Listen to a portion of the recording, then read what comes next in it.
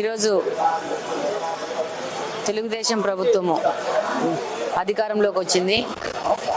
దాదాపు 5 సంవత్సరాల అంధకారం తర్వాత తెలుగుదేశం ప్రభుత్వం అధికారంలోకి వచ్చి శ్రీ నారా చంద్రబాబు నాయుడు గారి ఆధ్వర్యంలో రాష్ట్రం సుభిక్షంగా ఉండి ప్రతి ఒక్క ప్రజల యొక్క ఆశలకు అనుగుణంగా ప్రభుత్వము పనిచేస్తుంది. ఆ ఆశాభావంతోనే ప్రజలందరూ ఈసారి తెలుగుదేశం ప్రభుత్వానికి, పార్టీకి, కూటమికి ఇంత పెద్ద ఎత్తున ఘన విజయం ఇవ్వడం జరిగింది. ఆ దేవుణ్ణి ప్రార్థిస్తున్నాను రాష్ట్రం సమృద్ధిగా ఉండాలని చెప్పి. అలాగనే మా కడప నియోజకవర్గం కూడా చాలా బాగా అభివృద్ధి చెందాలని పర్సనల్గా ఆకాంక్షిస్తున్నాను. అలానే దేవుణ్ణి అందరూ బాగుండాలని మొక్కుకోవడం జరిగింది. ఈరోజు ఎలక్షన్ అయిపోయినాక 1 సంవత్సరం తర్వాత తిరుమలకు రావడం జరిగింది. ఇంకా పాత ప్రభుత్వ ఛాయలు ఇంకా తిరుమల తిరుపతి దేవస్థానంలో ఉన్నట్టు అనిపిస్తూ ఉంది. దాదాపు ప్రతి ఒక్క వ్యవస్థను అవినీతిమయం చేయడం జరిగింది. అది ప్రస్ఫుటంగా కనపడతా ఉంది.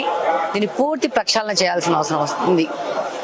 ఈరోజు ఈ అవినీతి గురించి ఒక మచ్చుతునకి ఏంటంటే, దర్శనం అయిపోయినాక ప్రసాదాలు ఇస్తారు.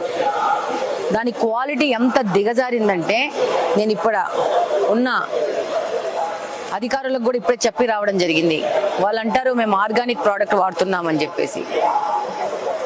అంటే చాలా మంది దగ్గర ఫీడ్బ్యాక్ తీసుకున్నామని, అంటే వాళ్ళకి బాలేదు అని చెప్తుంటే వాళ్ళు మనకే నచ్చ చెప్పి పంపించే ధోరణి తిరుమల తిరుపతి దేవస్థానంలో ఉంది. అంటే ఈ 5 ఏళ్ల ప్రభుత్వం యొక్క ఛాయలు ఇంకా దేవస్థానంలోంచి బయటికి పోలేదని అనిపిస్తా ఉంది. తప్పకుండా అధికారులు పూర్తి ప్రక్షాళన చేసి పూర్వ స్థితికి తిరుమల తిరుపతి దేవస్థానాన్ని తీసుకొస్తారని ఆశాభావంతో ఉన్నాము. అలాగనే అధికారులకు కూడా మేము లెటర్ రాస్తాము. ప్రతి ఒక్క చోట ప్రక్షాళన చేసి ఈ యొక్క ప్రసాదాలు ఒక క్వాలిటీతో భక్తులకు అందించాలని చెప్పేసి వాళ్ళకి లెటర్ రాస్తాము. అలాగనే వాళ్ళకి మీ ద్వారా కూడా విన్నవించుకుంటున్నాము. వాళ్ళు తప్పకుండా ఈ విషయాన్ని గమనించి వీటినన్నింటినీ మారుస్తారని కోరుకుంటున్నాను. Thank you very much.